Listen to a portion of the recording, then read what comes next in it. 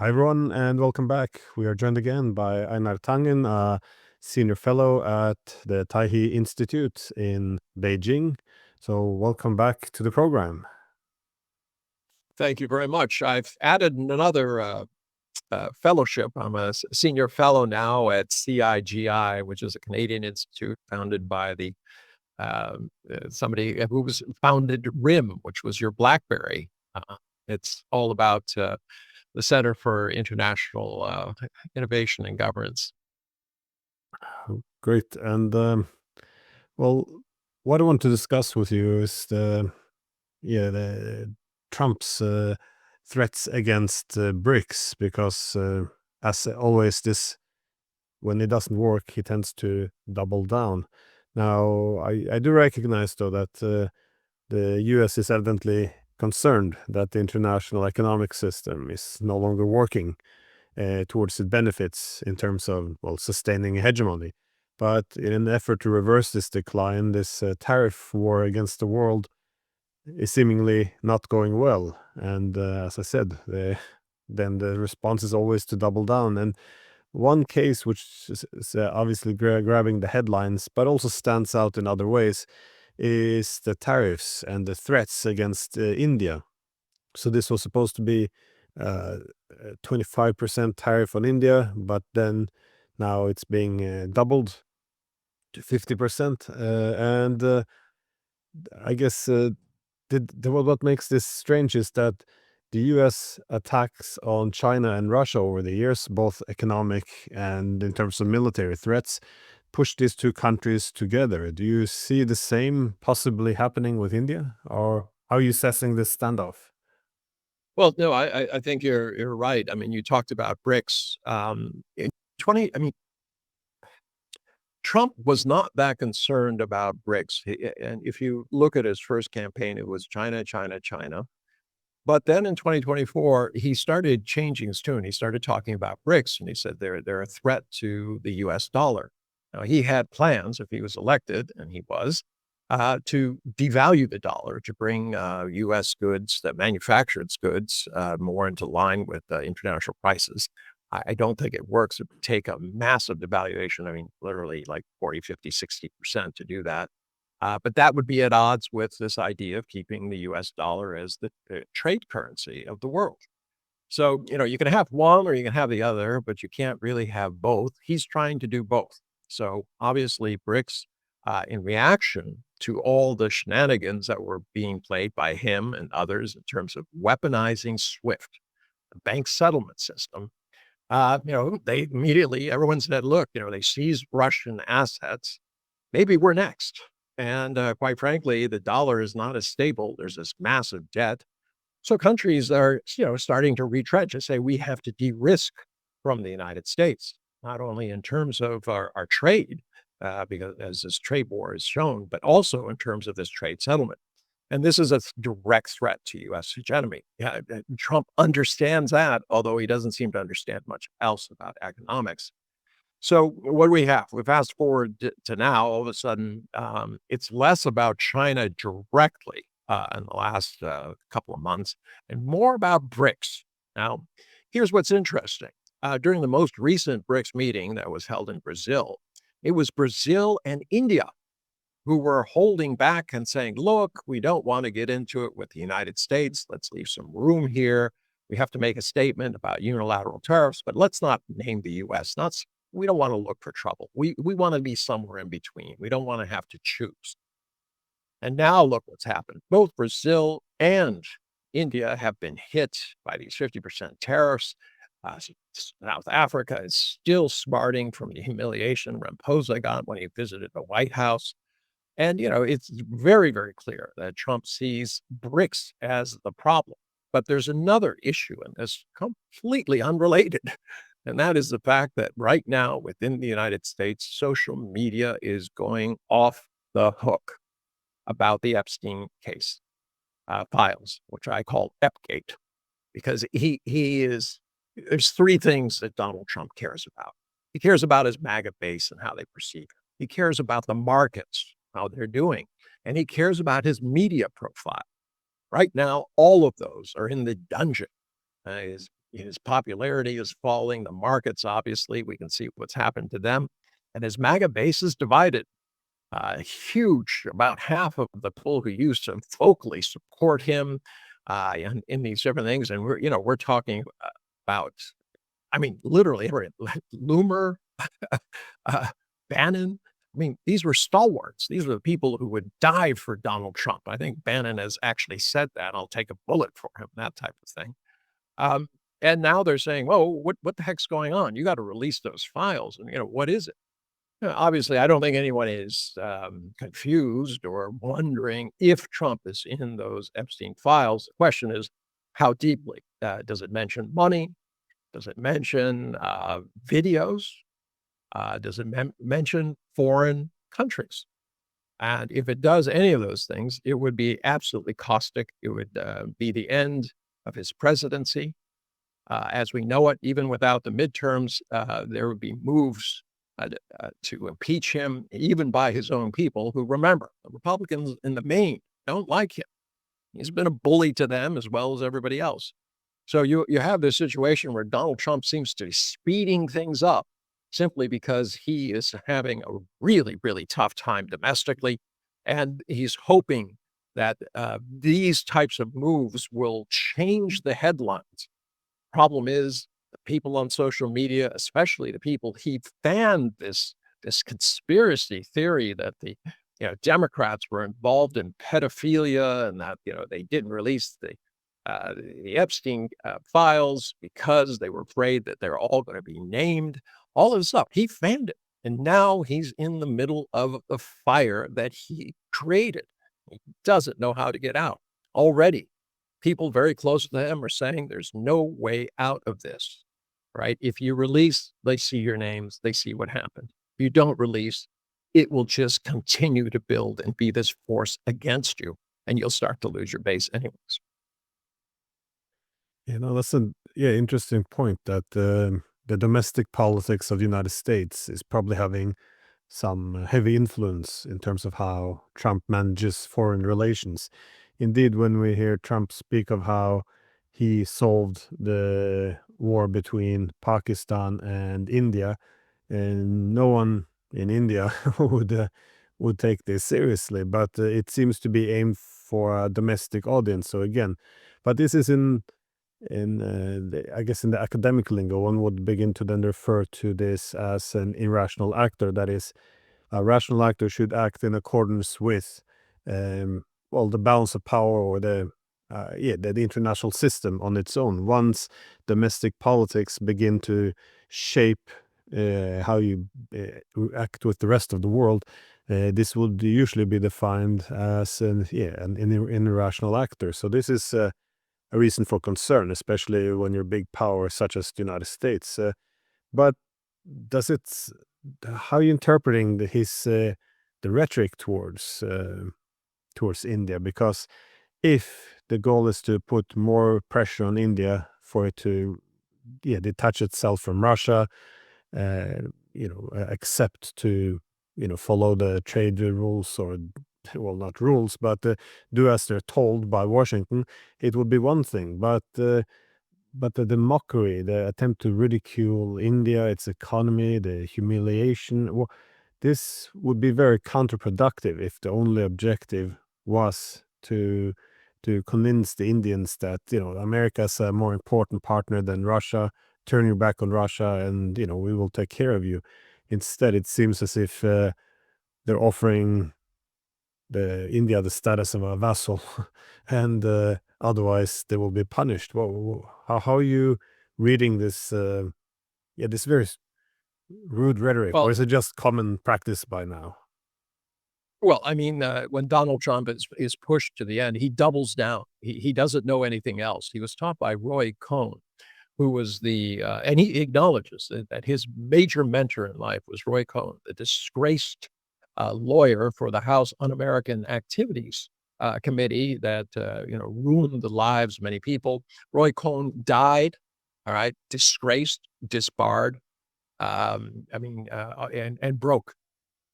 And it seems that Donald Trump, but he taught Donald Trump that when you're up against the wall, double down, don't give in.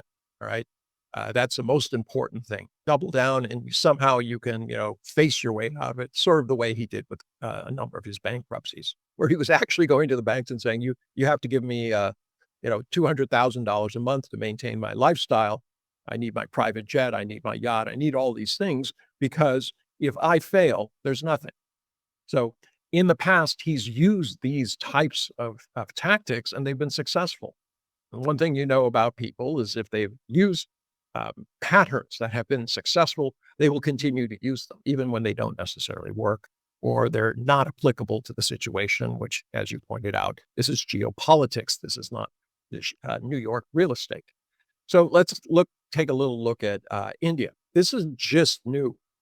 I mean, Narendra Modi is scheming for the fact that he believed the United States interfered in the general election where he did not get the majority he was anticipating.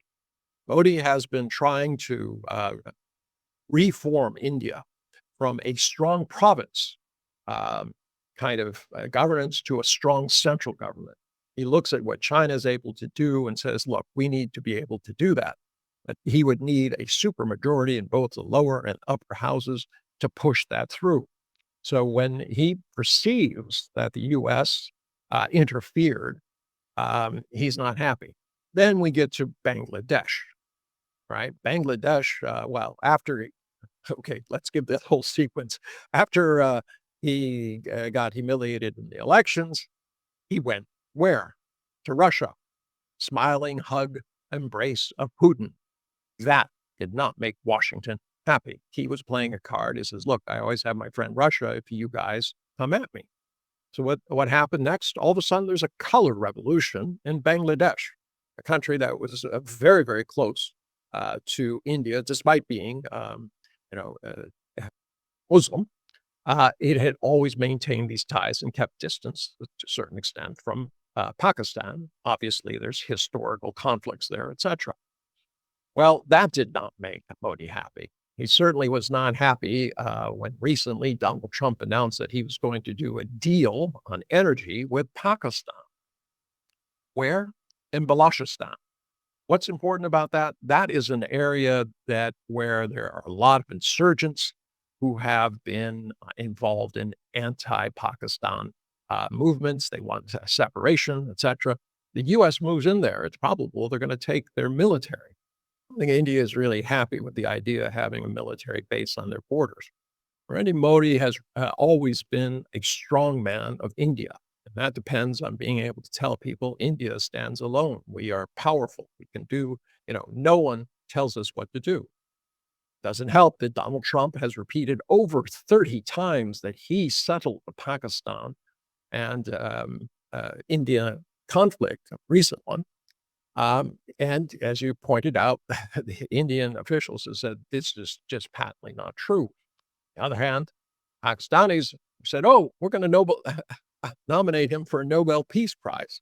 Well, this shows that the U.S. is moving in a different direction from India. It used to be India was going to be the doorstop to China's expansion. Now, all of a sudden, it's thrown to the winds. Why? No one is particularly clear about that. This goes beyond putting economic pressure and tariffs on. So when these tariffs come through, India is absolutely incensed. And I was on Indian TV a couple times yesterday, and they were just like, these guys are bad. We were supposed to be friends. We're supposed to have a relationship. Now we're being treated like dogs.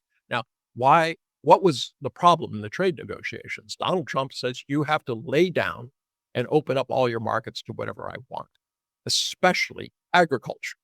Why is this important? Well, the huge base of farmers in India, and they control who is going to be in the seat of power.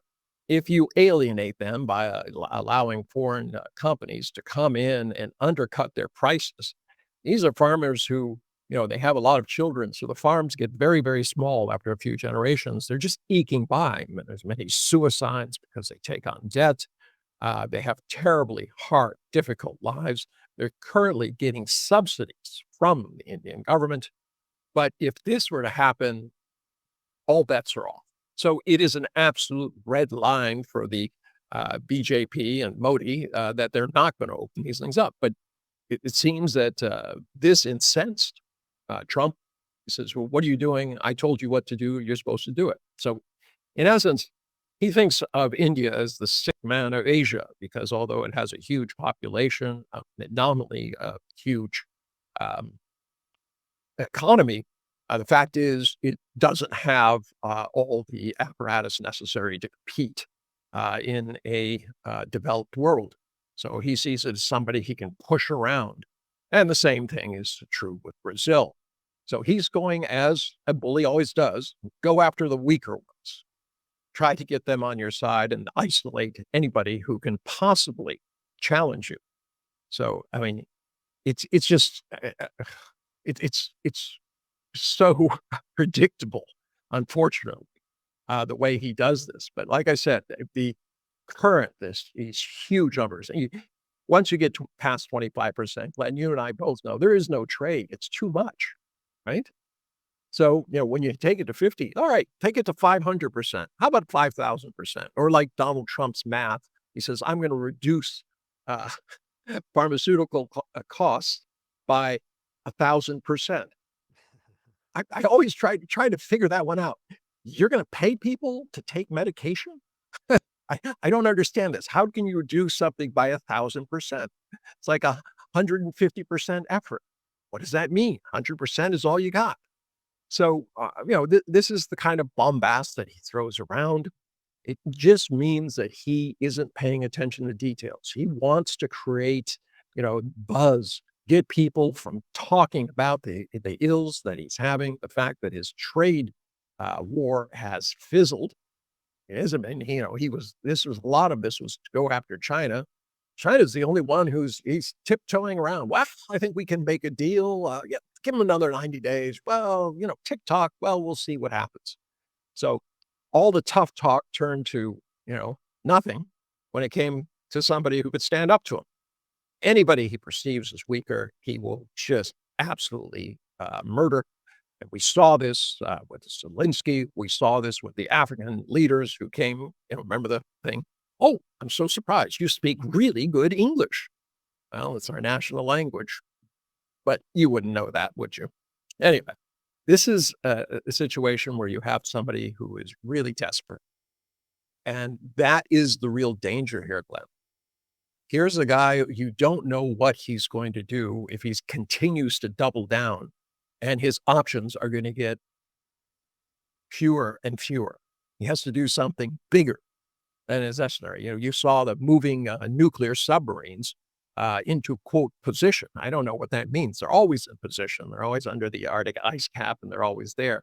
Moving into position is meaningless. But he did that to try to get people thinking about a nuclear war.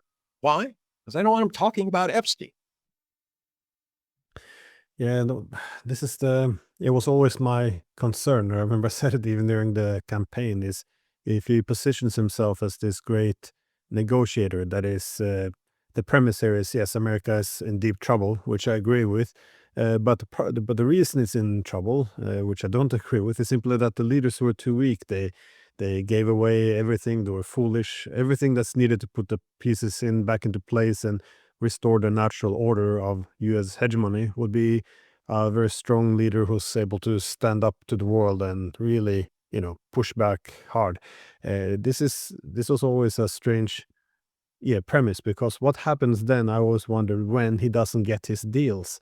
Is he there's no, because all he has then is this maximum pressure. But when he comes up against countries who can't give in, as India, they can't do this, they would become the new Europe that is bowing to anything the United States says. That's kind of harsh. Yeah. So I send my apologies to the Indians. This is not enough. I don't know if it's harsher for India or harsher for Europe, but we'll figure it out. I've become so much more pessimistic lately when the political leaders refer to Trump as daddy. They give away these trade agreements, which on their own, which they admit makes no sense at all. I mean, there's a lack of political imagination. That is, if America can't dominate then the world, then Europe is not sure what its role would be. We're all we all effectively now can only imagine being the junior partner of the United States. So, but I see the same with Russia. You mentioned the nuclear submarines. Is the idea that he can solve the war in 24 hours or then 100 days. The problem was always that the Russians they can't give in on this. They see that they invaded because they have to restore Ukraine's neutrality. This is an existential issue, and now they fought for 3 years. They got winning the war, and now Trump is asking them to essentially stand down and, no political settlement is required. Just stop the war, we'll freeze it, we'll make a Korea deal out of it and arm the hell out of the western part of Ukraine, to have this drag on for a few more decades. It's not going to happen. And it's just, it's very frustrating to see him only double down on threats because Russia's not going to stand down from this. They want the neutrality. If they can't have it, I think they will destroy Ukraine as an alternative, which is a horrible option. But my my point is, he doesn't have any other solution, it seems, than double down, and this is what we seem to see in the trade agreements as well.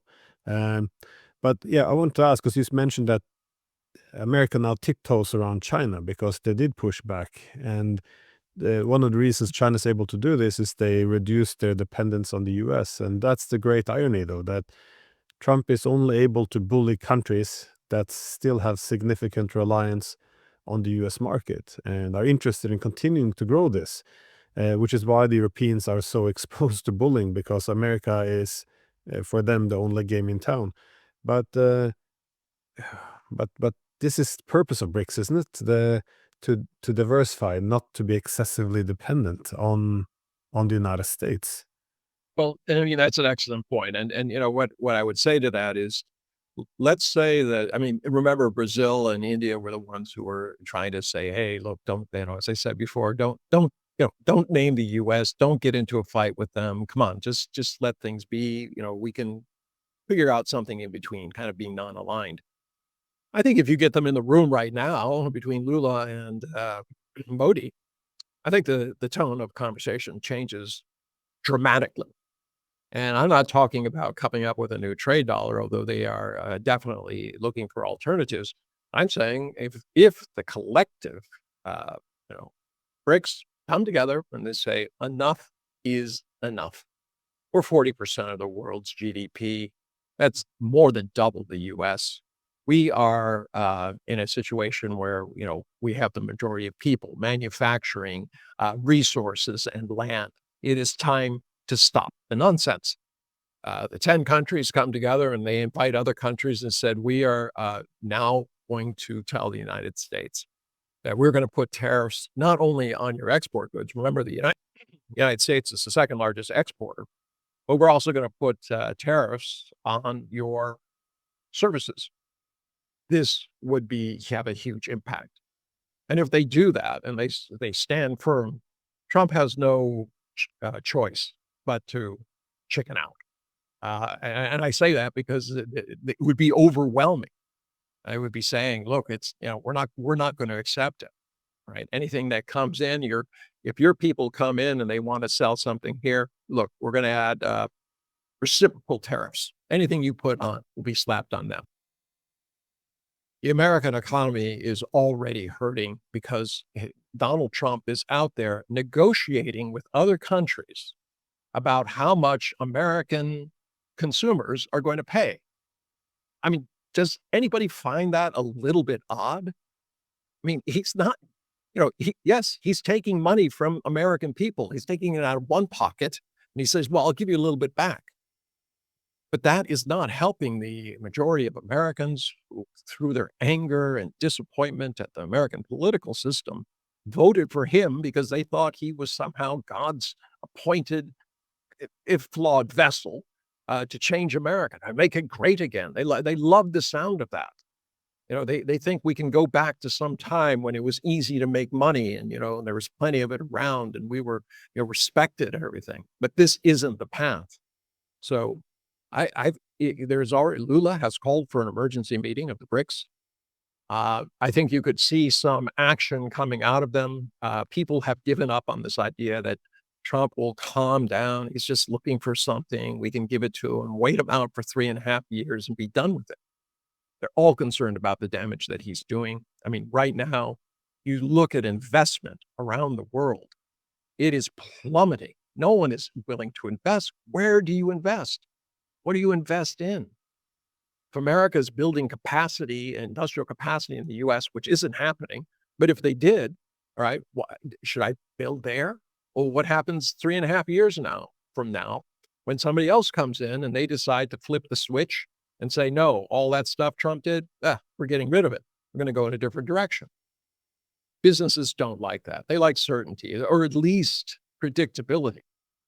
They like reliable partners. So do countries. So do people. And Trump is showing that America is a rogue state that is unreliable, unrepentant, and bent only on its own benefits, and screw the world in terms of everything else. This is the strange thing. I mean, that's one of the weaknesses, I think, in terms of the ability to transfer his skills from the real estate market and I guess reality TV to politics and economics, because in politics and economics, trust and predictability is, is of core importance. You can't do really without it. But he seems to have very openly stated that the way, what makes him a great negotiator is the ability to be unpredictable. So strategic ambiguity, max pressure, some threats, easing it. So, one day, threaten 50% tariffs, the next day say how wonderful and, how, you love the people. I mean, this is very, it's, if it was at least clear in the belligerent approach, then it would be some predictability to it. But it's exactly that there is no that there is no predictability. I, in terms of India, though, the ability to push them away is quite remarkable. I once in a recent podcast I referred to India as and Brazil as the weakest links in BRICS. Now I saw some upset commentary afterwards, like, they have good economies, blah blah, and I think it was misunderstood. Like my point was that whenever it comes to further economic integration and developing BRICS further, it's usually Brazil and India that hits the brakes, as you said. So whenever I'm at a conference, I talk to some Indian ambassadors or military leaders, they always make the point that, oh, well, India could never join a common currency, for example, or, there's a lot of limitations to how far it would be willing to go down the BRICS integration. And simply the reason is it goes back to India's position as being a non-aligned power. If it would be seen as taking an anti-American stance, then it's ruled out. This is not something they would do. They refuse to choose one great power over another. This is, again, the whole point of being not aligned. But America seems to be making that choice for them. Again, it's always silly to force an ultimatum on a country if if they're not going to choose what you want them to choose. But why is BRICS such a huge threat to the United States? Because Trump doesn't. Well, he made the point that he would put high tariffs on Spain because they're in BRICS, but Spain isn't in BRICS, so it begs the question: how much does he understand about BRICS, if given that he sees it as such an immense threat, or what is the threat of BRICS? Well, there are questions now about things. I mean, he's lied in the past, and it's been shown that he is not telling the truth. But lately, he seems to getting worse and worse. Whenever he's asked a tough question, oh, I don't know about that. Well, this is the same guy who ran on the thing that I'm the smartest guy. I have the best memory. I have the best negotiating skills. I'm best, right? I never forget anything. I know everything that's going on. Nothing happens without my say so. The man in charge. Now, he's reduced to sitting there. Oh, I don't know. Maybe somebody did something. I don't know. Whatever happened. Yeah, I mean, we could talk a long time about his frailties. The issue now, though, is, what happens when they attack two members who said, let's not make BRICS into a political entity by taking sides. Let's just keep the trade. And now he's attacked them, savaged them. I mean, we're talking about India, but can you imagine? Trump says, "I'm going to put 50% tariffs on you." Why? Because my friend, right, who was accused of trying to subvert the election process, is in jail, and you got to release him. I mean, is there any more blatant attempt to interfere in the internal politics of a country? Imagine if it was reversed. Somebody was saying that about Biden or somebody else, or even Trump. I mean, America would go wild. So he's really creating hard edges, which cannot be done. I mean, Lula is not going to release Bolsonaro. He doesn't even have the power to do that. I suppose he could try to pardon him. But the same thing with the Indian farmers. These are non-starters. These are red lines that can't be passed. So I do believe Donald Trump is doing exactly the opposite of what he intended. His idea was try to break BRICS. He said, "Oh, BRICS is nothing." That was just a few months ago. "Oh, it's nothing. No one's paying attention. I can break it up whenever I want." Now, instead of breaking it, he has solidified it. And it'll be very interesting to see what happens at that meeting. Obviously, Russia was pushing for a more aggressive stance. China was somewhere in between, but they said, we have to stand up. And if we stand up together, all right, look what we have done as one country standing up to the United States. Now, they didn't say this explicitly, but it's clearly there.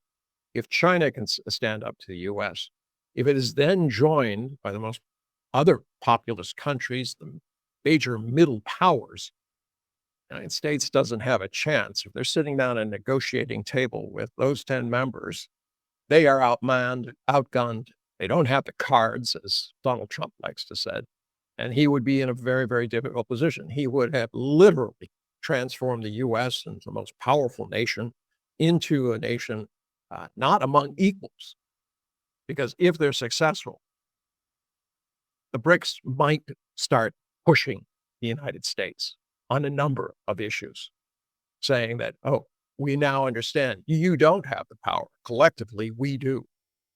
And that would be extremely dangerous for his political career, for his legacy. These are the things that he cares about now.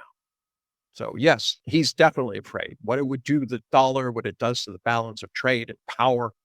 And interestingly enough, if the BRICS are able to do this, I have no doubt that Europe would run to them, because it would be the only safe passage available to them. Clinging to the U.S.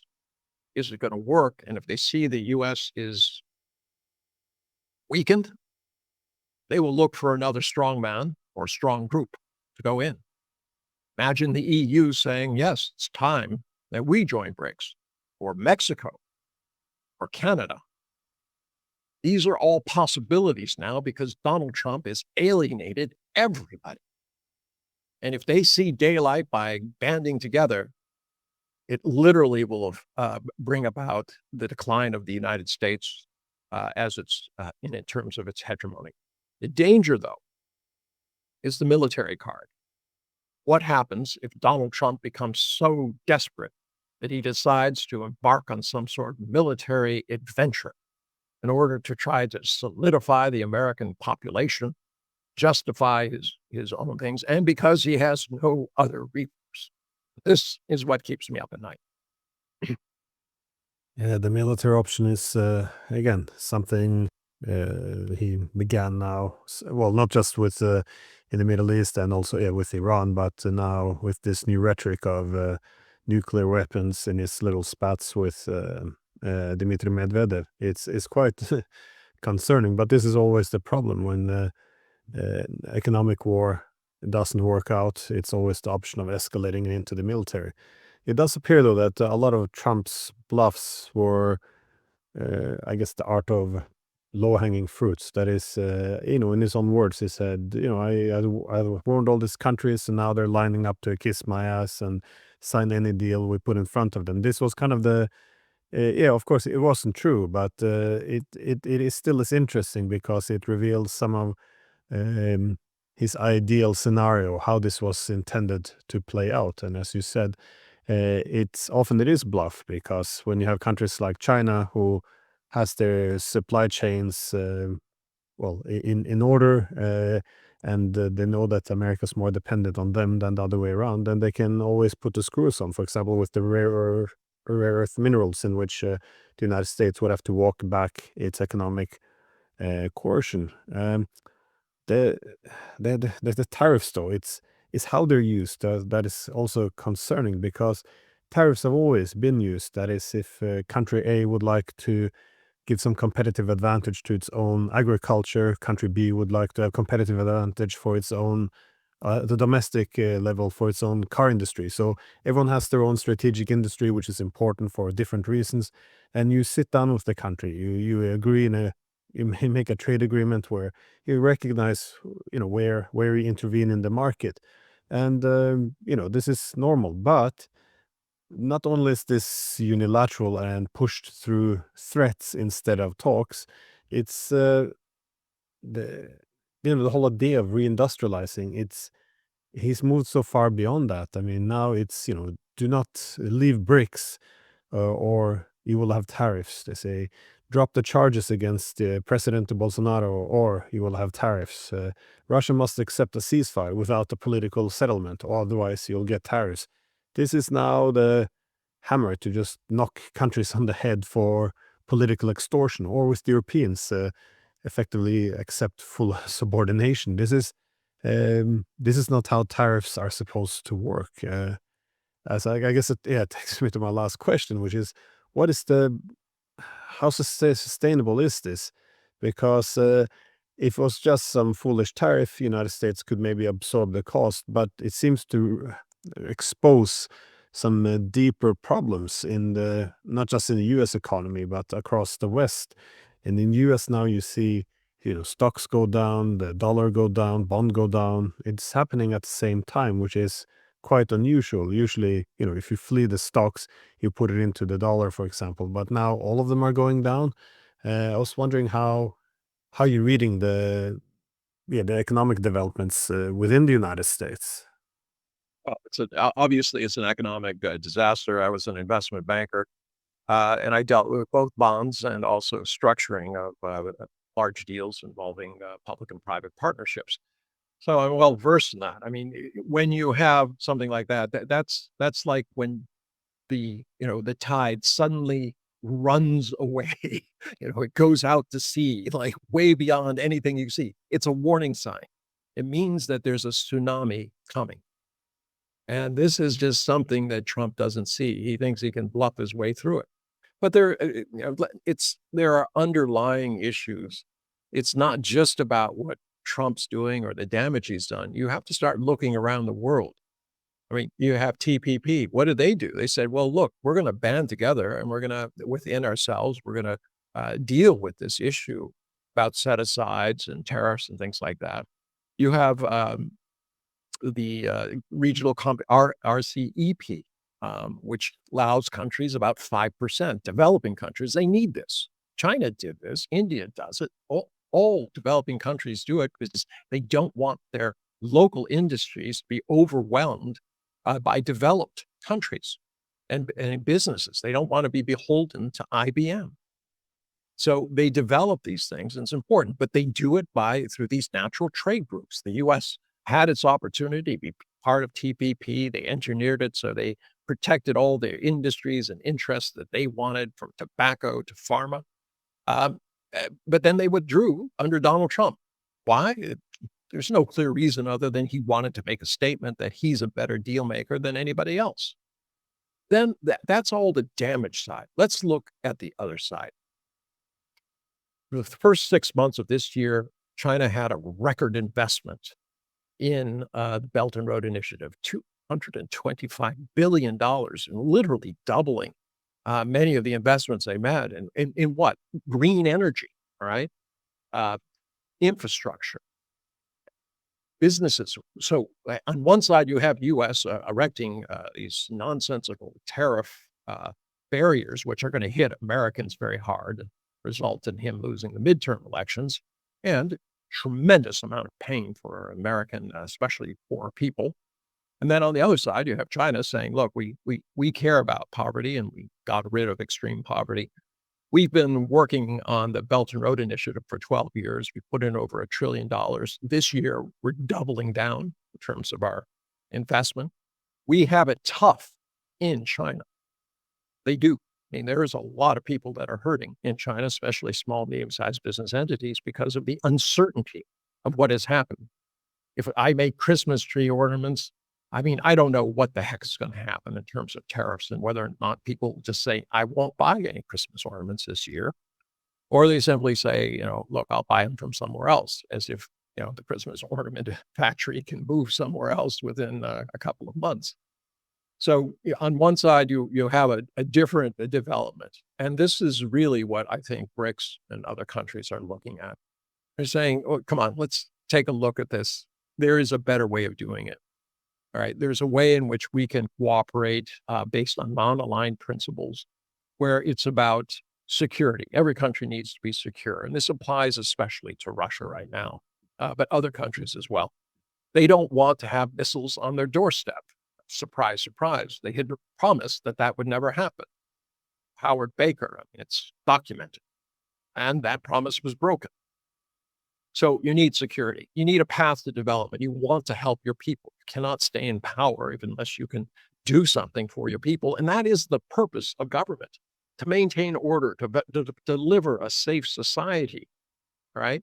And then create opportunities.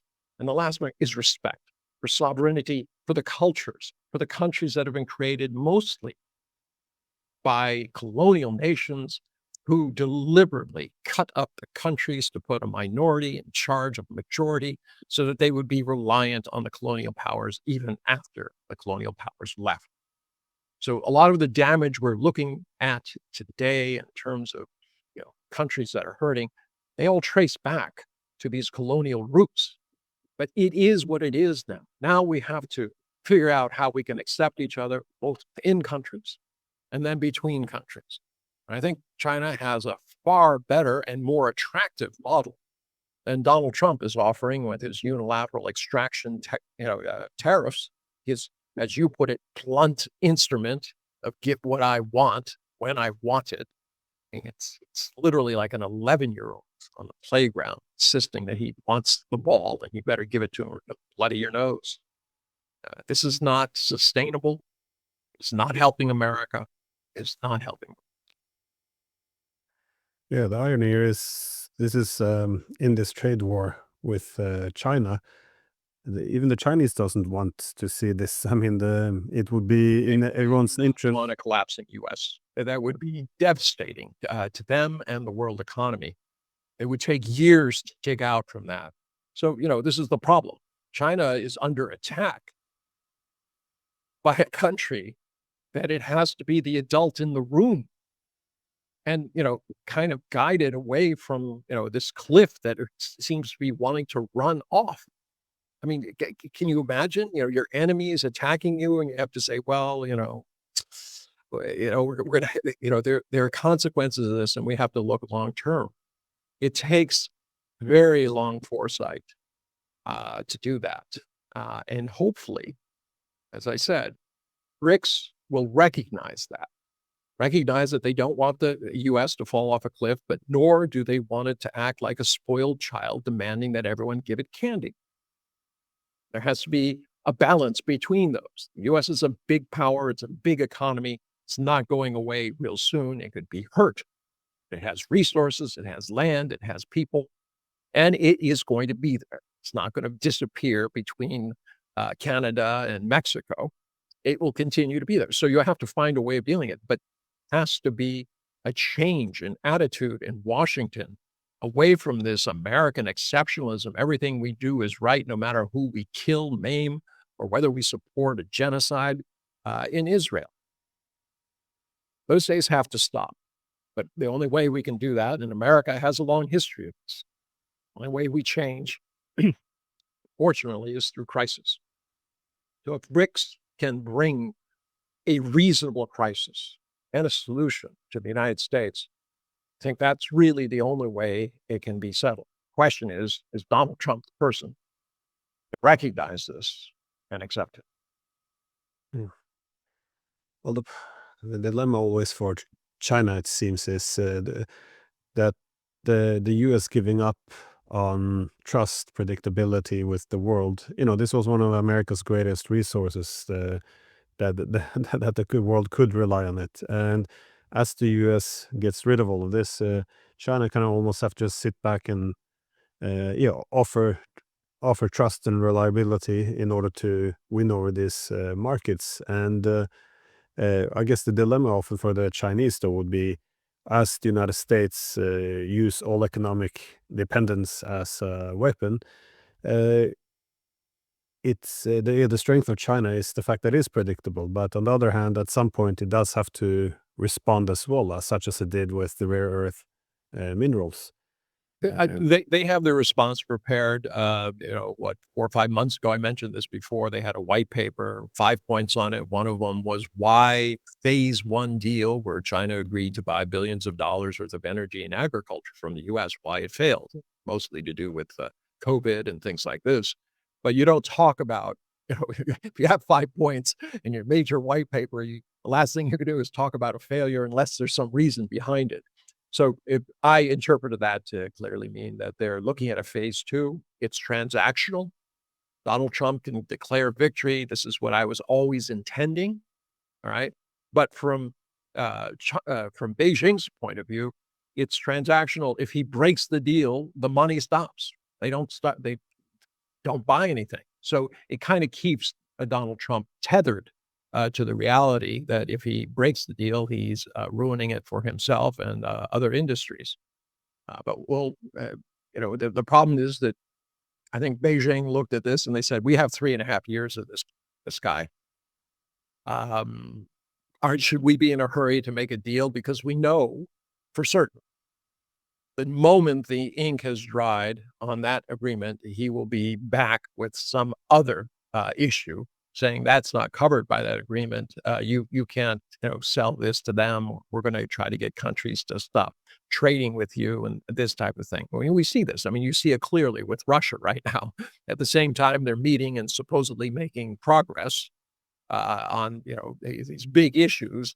They're attacking India for buying Russian oil. Well, let me put it this way. If India hadn't bought that oil, all right, the world would be in crisis because the oil prices would have been jacked up enormously. And this was all with the acquiescence of the United States and Europe because they realized they couldn't wean themselves off of it.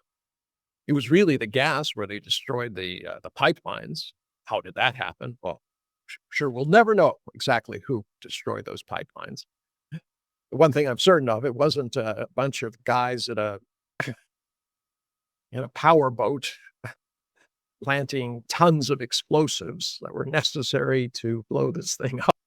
That's a little weak and thin. Doesn't bear the test of truthfulness.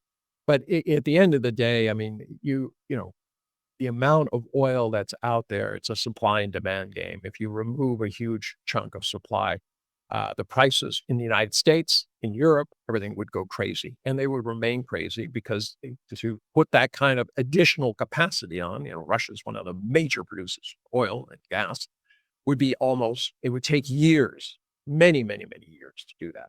Meanwhile, everybody would suffer. So India was playing a role at that time to kind of pretend that we put sanctions on Russia, or we're going to limit their income.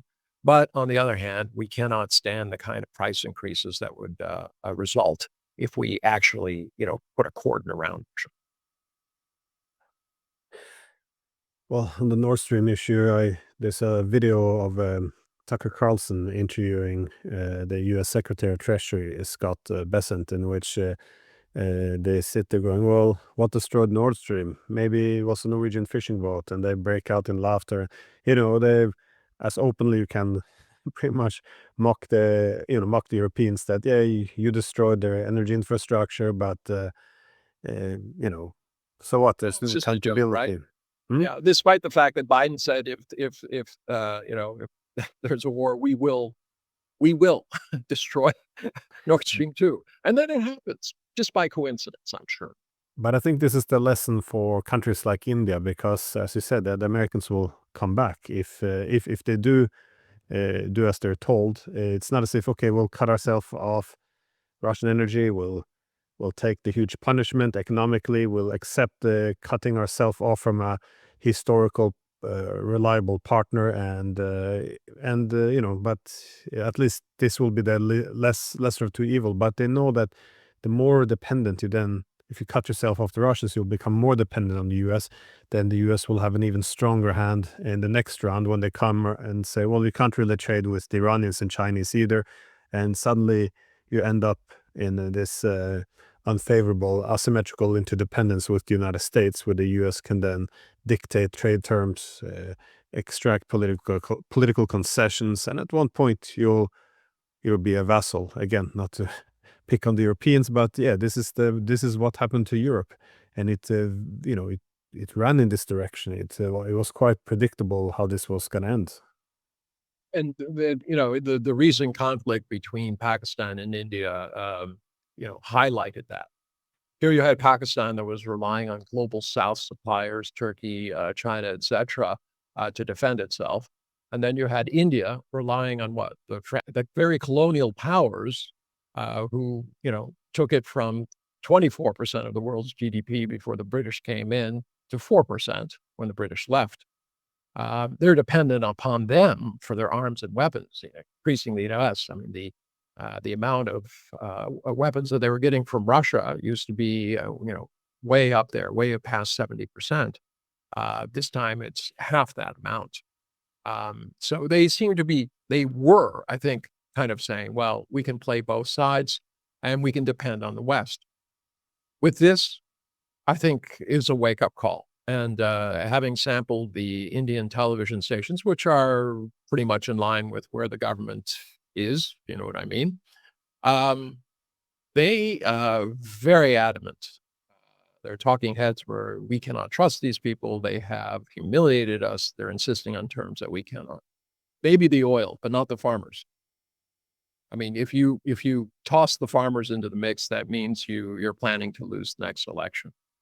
And that's not something that Modi's going to give up. Plus that personal humiliation of having Trump keep saying that he settled everything, that grates on Modi every time he says it. You'll note every time Trump says that, the Indian Foreign Ministry issues a statement denying it.